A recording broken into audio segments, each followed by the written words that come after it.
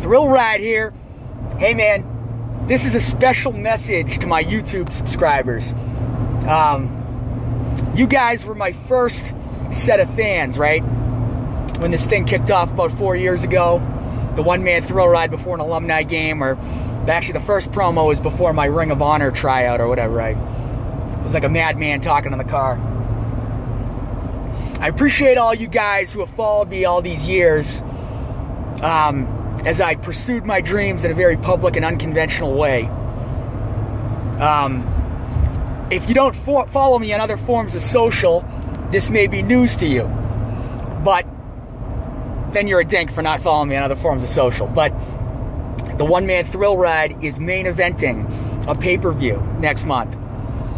It's Rough and Rowdy for Barstools Sports. It's a boxing contest. It's a legitimate boxing contest. I'm fighting this guy called the Bavarian Hercules. He's a big jacked up dude from Germany, like Hans and Franz or Arnold Schwarzenegger. He weighs his food in advance. He makes a kissy face on Instagram. His Instagram profile is easily mistaken for a Grindr profile. Not that there's anything wrong with it. You could just easily mistake it for one. You know, who am I to judge? But this is a big, big pay-per-view for me. And to be honest with you, it's probably the final ride for the one-man Thrillride. And I mean that in terms of me being in a ring in an event that I'm trying to sell. I started a company, AbsoluteSavage.com, or Absolute Savage Inc., which is all on AbsoluteSavage.com. We're blogging, we're making skits and videos. Like, I'm still going to be around, but in terms of me trying to sell a fight or sell a wrestling match, this is probably the end of it. And I wanted to share that with all my YouTube subscribers and tell you why I took the fight. So the reason I took the fight was to prove to myself a couple things. And it's not to prove it to anybody else. It's really to prove it to myself. One, I wanted to prove that people gave a shit enough to buy the pay-per-view.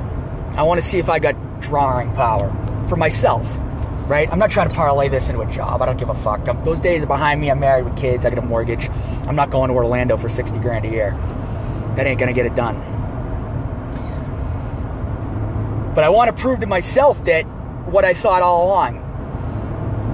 I honestly thought in my mind when I was making all my videos that if WWE rolled the dice and they put their billion-dollar company behind me, that I could have been a huge star. I really think that. I think I could have drew money. I think I could have made the company money. I think I could have made a lot of money. Maybe I'm a mark for myself. Or maybe I just looked at my numbers, my analytics, which I studied religiously when I was pumping out videos every week and studying that stuff. And I thought it could have been a special thing. And I thought it was a nice, good story. On the surface, I'm a meathead friggin' bodybuilder, super cocky, but the real story was I was a local kid chasing my dream, you know, appearing on radio stations and getting shouted out by famous stand-ups and being put on Barstool all the time. It was a cool story. And I thought the cool story was going to end with me holding up like the Intercontinental Championship at WrestleMania. I'm 5'9", I never saw myself as like a main event guy, but I saw myself as a guy who could be a professional wrestler and be on the road 250 days a year and be in great shape and have good matches. Have people fucking care. I thought I had that ability, and that's how I thought the story was going to end. But I didn't get it done. I failed. And I felt like I failed at my tryout for the second reason I took this fight. I wanted to figure out if this Absolute Savage gimmick was just a gimmick or it's a real fucking thing. And that tryout came along. It was all CrossFit. It was all conditioning, and I wasn't ready. I didn't get it done. And this fight gave me a second chance to train the right way, to be built to go, to not to be a bound up bodybuilder, and to prove to myself that I have what it takes. Now, I only had 5 weeks to prepare for the fight. I found out 5 weeks ago, so this is the 4th week. And I was off the couch. I was fat as fuck, out of shape. I mean, I was strong, lifting weights all the time, but not in great condition. And I had to prove to myself that I had what it takes on the inside to get ready for this fight. And every single time I put the camera on the dashboard and did a video for you guys, Every time I came through the curtain, it didn't matter if it was a VFW or a high school, I did everything I could to carry myself like a professional and carry myself like a star.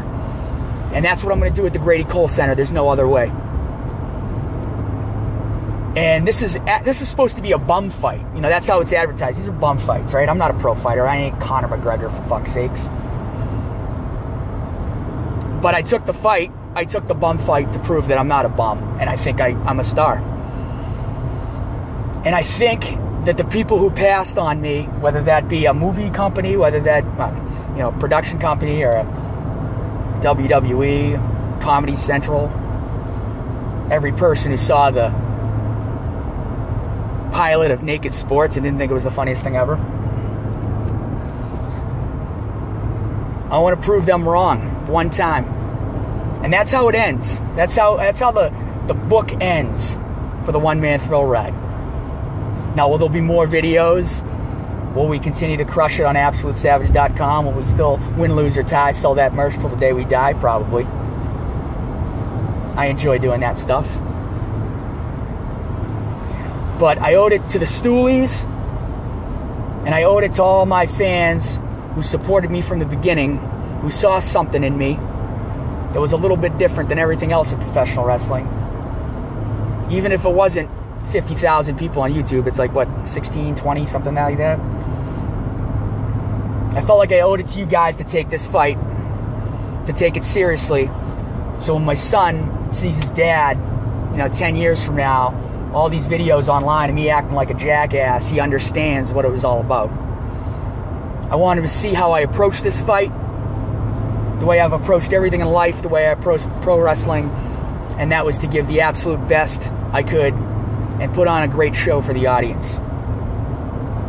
And that's what I plan on doing Friday, April 13th in Charlotte, North Carolina at the Grady Cole Center. The house that Ric Flair built is going to be torn up and burnt to the ground by the One Man Thrill Ride with Barstool Sports, Billy Burr, and the One Man Thrill Ride on the marquee. The kid I'm fighting hasn't cut a single fucking promo. I mean, he might be a tough kid. He might fuck me up. He's jacked out of his mind. There's no doubt about that. He's bigger than me. He's younger than me. He's got nothing to lose. He's a 25-year-old broke grad student. Jacked up, can get internet famous with one punch. Why not take the fight if you're him? For me, I got everything to lose. I got everything to lose, man. I got a mortgage. I got a family. I got a newborn baby. I got a reputation. I got a brand that I'm trying to build. I get knocked out, all that's over, man. But I took it because I wanted to prove that I can sell tickets. I am a draw. If given the opportunity, I would have been Mr. ROI, Mr. Return on Investment, because I'm cash, I'm money, and it's thrill ride or die. And that's what this fight's all about. So if you've ever been a fan of the One Man Thrill Ride, if you've ever wanted to see me make it to the big time, if you've been following me from the beginning, you do one thing for me. You don't be a dink, you click the link, and you buy this fight. Find out what I'm all about. Because I approached this fight like I was fighting for the WBC Heavyweight Championship. Like a professional. Like everything I've approached in my life. And I want my son to see that someday. And if you think I'm going to come out and lay an egg or not be ready to fight, you think I'm going to come out and be boring, you think I'm not going to do my fucking Jimmy Shimmy, come on, bro. Come on, bro. When I come through that curtain one last time, you're going to know what the One Man Thrill Ride was all about. Like an absolute savage. See you, dink.